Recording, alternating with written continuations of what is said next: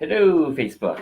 Figure I have a few minutes before I actually go and buy a dozen cream puffs because it's Cream Puff Fridays at my house on Fridays. And so I figured I would share some thoughts and insights on root cause versus symptoms, right? So I've had this idea of discussing this concept of how do we find and detect root causes and how to get rid of symptoms, right? Because if you think about it, most industries, whether it be medicine, whether it be business, whether it be relationships, if you really drill down, are they really treating, looking at, discerning, defining, identifying root causes or symptoms, right? And so obviously in sort of healthcare, even though I'm also in other industries, but pertaining to healthcare, let's give an example, right? So let's say you've been labeled, right? If you're on this live video right now, if you've been labeled with something by the doctor and you're willing to share, I would love for you to type in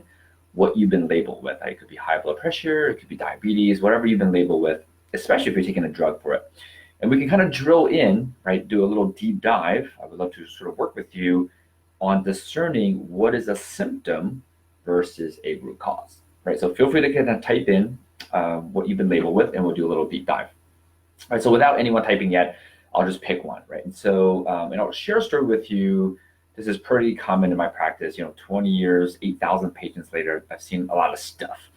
And one of the things that I've seen that's common is people in chronic pain. Right? So I had a patient that came with 8 out of 10 pain for the last 9 years, right? Just imagine that, what that does to your life. Imagine living in 10 out of 10 pain is like, kill me now, I can't take this pain anymore. So this woman was living with 8 out of 10 pain for the last 9 years, right? So I'll give you a little history. So she was in a car accident 9 years ago, which led to a tear in her shoulder. And so the orthopedist said, you have a tear in your shoulder. Therefore, you have now a bad shoulder, right? Red flag number one, it may not be serving for you to label yourself as bad, right? Like you're like a puzzle piece of many pieces. You wouldn't say puzzle piece here is a bad piece, right? Because it's part of you. You can't let go of your puzzles, right? Like, she can't chop off her shoulder, right? That would not be helpful. And so she was told that she has a bad shoulder now. It's torn, it's damaged, right? It's broken. And therefore, she believes that her shoulder is forever compromised. And so she goes on for the next 9 years to search for a solution to this for the pain relief. She goes to a chiropractor. The chiropractor will adjust the shoulder, adjust the neck. And from the chiropractor's perspective, something's not in a proper alignment, right? So they're putting it back into alignment. She sees an acupuncturist, and so looking at the chi flow, the energy flow in her system from her organs and her meridians are out of balance, and they stick needles in her to address it from an energetic perspective. She's been to physical therapists, right? So they go, oh, your shoulder's tight and it's weak, and they strengthen the shoulder, they stretch the shoulder. And of course, none of this has helped because she's in my office still in pain. What I noticed was during our interaction, our evaluation, I noticed she's literally leaning on her arm like this. It's the shoulder that's hurt. She's like sitting, talking like this to me the whole time. So I simply asked her, I was like, what do you do for a living? And she's like, well, I'm a counselor, right? So I was like, well, do you sit throughout the day? She's like, yes. And I was like, do you sit like this throughout the day? And she's like, yes. And I said to her, well, here's the good news.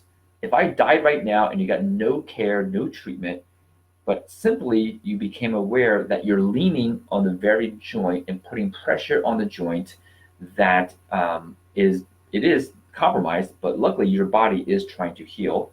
However, your behavior of leaning on the shoulder is actually blocking the healing. By simply not blocking the healing, you will feel significantly better.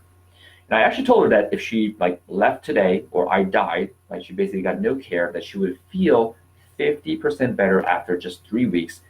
But keep in mind, she's been in 8 out of 10 pain for the last 9 years with no relief. And so sure enough, after about 3 or 4 weeks, she was already 75 to 80% better because, I didn't die, she didn't leave. We actually did some care. And she basically was done physical therapy after about 2 months pain-free. Right, so what happened? Well, what happened was every practitioner that she saw before was only addressing the symptoms from their reality. right? Because no one was identifying what was the true root cause. The root cause wasn't of her pain wasn't the accident, right? On the surface, it may seem like it was the accident because that damaged her shoulder. However, how many of you twist an ankle, sprain a finger, break a bone, but you don't have any residual pain, right? Because everything heals. And so, what was actually the root cause of her symptom was a behavior that was blocking the body from healing. And I've made like a bazillion videos about this, which is our bodies are designed to heal. It's designed to adapt. It's designed to reach homeostasis, which is normalcy, right? And that's that way from a mental perspective, from a mechanical perspective, from an energetic perspective. And so if you are not healing, it's because something you're doing is irritating the system, right? Or there's something blocking it from healing. And usually it's a combination of both, right? And so very interesting if you look at what is truly a symptom versus what's truly a root cause, right? So again, feel free to type in if you've been labeled with anything. I would love like a case study to walk through like what's actually a symptom versus a root cause, right? And so again, without anyone typing in, everyone's being shy, I will propose some other case scenarios that I have seen, right? So just a month ago, patient came in with just some hip pain, but at this point, solving pain is boring to me. I can do it in my sleep, and so I asked questions. Hey, how's your overall health? And she started to explain to me that she's on high blood pressure meds for blood pressure. She's on thyroid medication because of improper thyroid function, and she's also taking a sleep aid because she's not sleeping well. Well, I asked her, like, some of this is a little bit of intuitive download. I was like, well, did all this start at once, and when did it start? She's like, yes, it started all 6 months ago. So I basically asked her, well, what happened about 8, 9, 10 months ago in that time frame? And she mentioned that her husband passed away. And literally, as she's saying that, there's like tears coming out of her eyes. And so that tells me she, of course, still has heightened emotions. It's normal. About processing that information in that situation, right? In other words, she has not fully integrated what really happened, basically, right? And so, obviously, you can imagine if emotionally she has not integrated the passing of her husband, and so I should mention, so she's in her 60s. They've been married for a long time, like 37 years, I believe, and so she misses him. She emotionally is, of course, attached to him, and just hasn't seen. She feels like she lost him. And so what's fascinating is all of that lack of emotional process led to the manifestation of the symptoms of blood pressure issues, thyroid issues, and sleep issues. And what traditional doctors did was they addressed the symptoms by giving her a blood pressure medication, a thyroid medication, and then some sleep aids, right? But the root cause is really a mental, emotional, energetic thing, right? Her husband died. The doctor has never asked her, no doctor ever asked her, like, what happened a few months before these symptoms started. They simply said, oh, you have these symptoms, go ahead and take these drugs. Welcome to American traditional medicine. And so we essentially talked about it, basically helped her reframe, like, she did not lose her husband energetically, emotionally, spirit-wise. She now actually has better access to her husband than before, right? And how it did this, I simply asked her, hey, when you guys were, when he was alive and married, were there moments where you can actually sense what he was feeling and thinking? And I figured after being married for 30 plus years, the answer would be yes. And so she said yes, right? Every time he traveled a lot, he was an engineer, consultant, he traveled across the country and helped build stuff. And, and she said, even when he was away, away and they would have calls, she could like sense stuff about him, right? And I will also say that she is not of American heritage. She is born in India, and not to knock any Caucasians or Americans. I find that people who grew up in other countries with another culture, especially in India, tends to be a little bit more connected. I'll just call it, right? And just based on my experience, I could be completely wrong, but that's just my experience. And so again, I had a sense that she had this connection with him, and so I established that first, and essentially helped her realize that the fact that he is no longer locked into his physical form, his body, she actually now has better access to him. And literally, like, her tears stop and she has this like glow in her eyes, and she kind of realizes, oh my God, I actually can. There are moments she started to share that She still lives in the house that they live in, and she will have moments where she feels like he's still there as a guest because energetically there's that connection, right? And so reframing, basically in psychology, we're reframing what actually in her mind, like the meaning that she assigned to it. And so literally, and I've seen this plenty of times where people's blood pressure, like the redness in their face and the color of their face, actually changes the moment they reprocess these things, right? And so it's a great example of symptoms versus root cause, right? In my mind, what would have been the best path when she first came with all these symptoms is the doctor would have did a little bit deeper questioning to figure out there's a pattern. Like husband dies, 3 to 4 months later, all these symptoms started. Obviously, there's something connected. And so it would have been amazing if the system referred her to like a counselor, psychologist, someone that can help her process this. I started a little bit, I didn't do the whole thing. It is not my my field of expertise. I know enough to kind of open the door. And so, but that's not how our system works, right? And so I want you, if you're watching this, I want you to realize is that you can apply this to business, to relationships. What I found from working with the physical form is that where you feel symptoms is never where the root cause is. Right? I'll repeat that. Where you feel symptoms, right, in the physical body, in your relationships, maybe there's not as much connection or communication, right, or there's some money issues, right, is never where the root cause is. The root cause is always somewhere else, right? And so I want you to think about where you have patterns in your life, right? Because if you're just suppressing symptoms, for example, again, we'll use medicine. If you have high blood pressure and you take a blood pressure med and your blood pressure is managed, well, that means the root behavior, which typically is either gut dysfunction, inflammation from toxins, perceiving the world as dodgeball, right? Called dodgeball, which is stuff is coming at me all the time. I'm constantly either trying to catch a ball or dodge a ball. The combination of those three is basically the root cause of high blood pressure, along with so many other illnesses.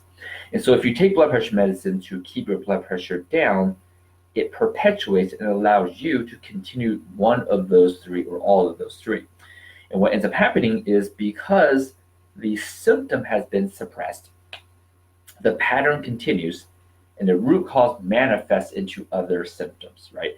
At first it's high blood pressure, eventually it might be headaches, eventually it might be diabetes, eventually it's something else, eventually heart disease, eventually some other illnesses, right? Because the root cause that's causing a lack of adaptation and a lack of healing and a stimulation of a dysfunction was never addressed, right? So you can apply this the same thing to relationships, right? If there are not clear communication things happening, clear maybe set intentions, clear love language communication, clear rules of the engagement, I call it, right? How do two people uniquely interact? You're going to have some symptoms, right? And that symptoms could be, I meet a lot of adults where the husband and wife have a certain dynamic that the kids mirror, but the husband and wife do not realize it's coming from the husband and wife. And they're like, oh my God, my kids fight so much. My kids have blah, blah, blah. Where do you think they're getting their behaviors from, right? Especially when they're young. And so the kids are great mirrors of adults. And adults are thinking, my kids, have ADD, my kids have blank, they label their kids, or the kids get labeled worse by the medical professionals, not realizing it is just a mirror of the dynamic of the parents, right? And so the symptoms are in the kids, the root cause is the dynamic and the energy and the unsaid and the tone in which things are said by the adults as shown in the kids, right? And we can apply this to business, right? And so be very, very, very in tune and have the skill and practice of discerning what is a root cause versus what is a symptom. Now, this may seem simple and logical, like, yes, Steve, of course, this makes sense. I will tell you that this practice is not perpetuated, supported by the masses. Our entire system, every commercial, every TV show, mass media language, mass media impressions of videos and images are very anti-discerning of root causes versus symptoms, right? And so what I'm saying is our environment really doesn't support this process, so it may take a little bit of extra effort and extra awareness on your end to make sure that you're doing this, right? Because if you go with the flow, that flow right now is typically look at symptoms only, right? Now, the good news is as you practice this discerning root causes, you create your own flow. You essentially are controlling your own reality, right? And so you control your own reality, you get to flow down your own river, and then you get into the flow process. But in the beginning, like most things, you can't just like never play basketball and get into Michael Jordan flow state and shoot and be amazing. Or if you're younger, get into LeBron James, shoot and amazing, right? They spent decades doing structure and practice, right? So in the beginning, there's a structure and practice of all things before you get into the flow state. So in the beginning, there's a structure and practice of discerning root cause versus symptoms, right? And so now that's the strategy. Some of the tactical things, I always like to look at things, strategy and tactical, be aware of your language patterns, right? And so the languages, I've been saying this for a while, which is, we spell words because words are spells. Every word has vibration, an incantation, a reality embedded within it. It's almost like the word's alive, right? The word has consciousness. And so just be very choosy as to what words we're using on a daily basis, that we're thinking and that we're saying, because that literally is broadcasting a certain reality into the universe and into our reality, right? So just, if you haven't practiced it before, you can just, journal, record yourself and listen to yourself. What are the words that you're using, right? So some common words that we sort of see with people who are living in a disease, a lack of ease state, right, is these words like I should be doing, right? Words like I have to, words like I'm under, right? I'm under stress or under things. I manage, right? Or I deal with X, Y, and Z, right? And so those are words that suggest a state of dis-ease, right? Because if you were in a flow state and happy state, those words would not come in your mouth. You would use different words, or you would use words like I get you, and I experience, and I play with, and I enjoy, right? And so just by sort of practicing your words, right, from a tactical perspective, can also influence everything else, right? And so we have strategic root cause versus symptoms. Tactical things would be language patterns, just being aware of our word use, right? So hopefully that is helpful. You can put that into use. Again, feel free to, if you're watching this later and not live, you can type in some things you've been labeled with, and we can go over what is truly a root cause versus a symptom, right? I'm just going to put this out to the universe. I applied to a TEDx talk in media, and interestingly, the theme is grassroots. My vision, right, we're building things to bypass the growth in the healthcare system, which would be amazing. But as we're doing that, because I have empathy for all the doctors who I believe will be not in a good mental state with heightened suicide rates in the next 5 to 10 years. So the goal is to minimize that and do what I can with that. And part of that solution in my mind is, imagine right now with every patient, right? Everyone's watching this. If you go to your doctor and label you with something and you say, hey doctor, what's the root cause of this? What they're going to say is, we don't know. However, I believe in the next year, if every patient asks their doctor, once the doctor labels them with whatever, and the patient asks, what's the root cause? Eventually the doctor will be like, wait a minute, that's weird. We don't know any root causes. Why? How is that possible? And it starts from a grassroots level to shift their mindset to get them, because they're in the system, to change the system. I believe it has to be a grassroots process, because if we go the other way, well, what's the other way? Top down? Well, what's the top? The top are institutions that stands to lose billions and trillions of dollars if we actually address root causes. So I do not believe that this can be a top-down approach. From thinking through this and feeling through this, and then from seeing the future and coming back, it has to be a grassroots movement, right? And so I encourage you, if you're watching this and you have friends and people that you love and care about, spread the word. Like, go ask your doctor. If you've been labeled with something, ask your doctor, what is the root cause of this? Granted, expect that they will say, we don't know.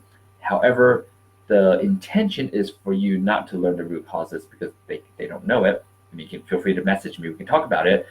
The intention is to get their mind to shift, to realize they've been operating in a system that completely is designed to perpetuate and suppress the symptoms, right? And so I believe this can be huge. The impact that you will save lives by doing this. Here's what I predict will happen. In the next 5 to 7 to 10 years, AI will be able to look at all the medical studies and all the data and then case review, right? Doctors will be able to plug in the previous patients and current patient data and what they've done, the protocols, the recommendations they've done for the patients. And the AI and machine learning, doesn't even take AI at this point, will spit out for you, hey doctor, based on your previous protocols and recommendations, you've killed 6,000 people in the last 15, 20 years. This is going to happen. I can see the data, right? That there's so much data showing this, it's just not making it into medicine's hands. However, it is coming. This is unstoppable. It's the future. It's the only way we're going to revamp the system, right? So you can imagine the doctors have been practicing for a few decades. They find out they've killed thousands of people. They're not going to go home and be like, I am amazing. They're going to have extreme guilt and shame and regret. And that, coupled with the fact that doctors are some of the most unhealthy professionals, right, who are probably the most inflamed people, double. And if you look at the data, doctors are twice as unhealthy as the average American. If you combine that and you add an additional variable of all this guilt and shame, it is not going to be helpful for their lives, right? And so I am actually trying to start and plant the seed now to minimize and get them to shift. That every month, every day sooner we can get them to shift and recognize that their system is broken. At least they'll be like, oh, I knew this last year, 5 years ago. I've tried to do something different. At least they feel like they've done something. That they will minimize the shock of, oh, by the way, when you've been prescribing naproxen for all these years, you've doubled people's risk for heart attacks. Yep, that's the numbers based on studies. And heart attacks currently, heart disease kills 25% of Americans. Starting next year, it kills 40% of Americans. And Aleve and naproxen doubles the risk of that, right? It doesn't take a super calculus mathematician genius to figure out what that means for the doctor, right? And that's just one. I won't go into antibiotics and a bunch of other drugs. And if you combine naproxen and non-steroidal anti-inflammatories with stomach acid stuff, it's deadly cocktails, all kinds of stuff, right? And so that data is coming, right? And so part of the intention of making these videos is to, one, support you directly by getting you to look at root causes. The meta level of this is so you actually can apply this to all areas of your life. This is not just for your health. And the meta level is for you to go to your doctor, for you to encourage all of your friends to go to your doctor and ask what's the root cause, because you are now making a ripple effect, a ripple benefit. You directly will help save lives of tons of doctors by doing this, right? So I encourage you to kind of take that action. And of course, if there's any questions, feel free to message me.